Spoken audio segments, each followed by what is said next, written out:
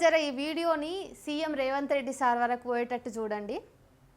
మొన్న అసెంబ్లీలో కొన్ని మాటలు మాట్లాడినాడు కదా, దాని గురించి అన్నమాట ఈ వీడియో. సార్ ఖచ్చితంగా చూడాలి ఈ వీడియోని. సరే అబ్బా సారు ఏం మాట్లాడిరు మీరు? మీ కోపంలో మస్తు న్యాయం ఉంది, కానీ ఎవళ్ళను బట్టలు కూడా తీసుకొడతారు అసలు? మహిళా జర్నలిస్టులకు కూడా ఇదే భాష వర్తిస్తుందా సార్?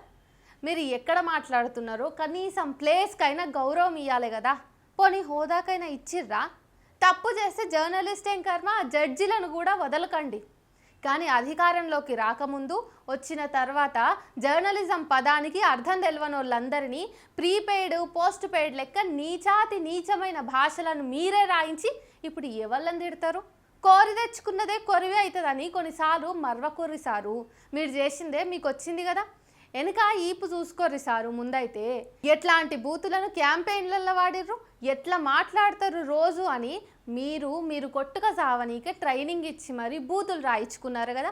ఇప్పుడు ఇవి పచ్చి బూతులని సరిహద్దులు డిక్లేర్ చేస్తే ఎట్లా? మళ్ళా ఎవరు జర్నలిస్టు లిస్ట్ ఇవ్వాలి కదా సార్.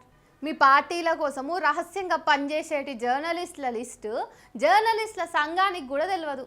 ఎవరిస్తారు? మీకే తెలుసుంటాయి. మీ సోషల్ వింగ్స్ చూసే వాళ్ళని అడగండి. మీ పార్టీలల్లో చిట్ట చివరి వ్యక్తులను అడిగితే చెప్తారు. వాళ్ళకంటే ఎక్కువ రియల్ జర్నలిస్టులకు కూడా తెలియదు.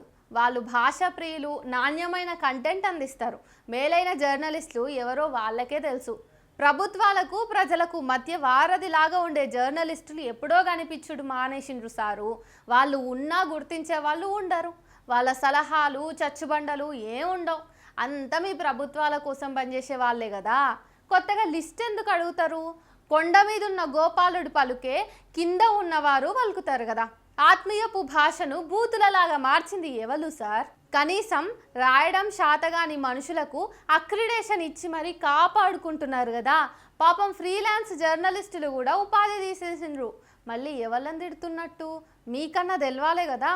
ఈ బూతులు తెలవని జర్నలిస్టు మీద వాడి ఏడిస్తే ఎట్లా సారు? వాళ్ళేమో లొట్టపీస్ అని కూడా వదలలే, మీరేమో వాడు వీడు బోడు గోసి గోడు ఏవేవో భూమిలో లేని బూతులన్నీ తెచ్చి తిడతారు. ఇంకా కొన్ని పార్టీల భాషలు మేము మాట్లాడలేము. ఇళ్లల్లో మీరు ఇట్లనే మాట్లాడతారా? వేదికల మీద మీరంతా మాట్లాడుతుంటే ఆడవాళ్ళు తలలు దించుకుంటున్నారు సారు. తల్లిదండ్రులు ఇద్దరు పిల్లలు ఓ కుటుంబం కలిసి వినలేని మాటలు మాట్లాడి ఇప్పుడు ఎవళ్ళని అంటున్నారు సారు? మీరు ఒక్కసారి ఆత్మవిమర్శ చేసుకోరి. ఎవరి మాటలు ఎవరికి కష్టం కలిగిస్తున్నాయో మీకే అర్థమవుతుంది రేవంత్ రెడ్డి సారు. ఆ తర్వాత లెక్కలు దిద్దురు కానీ.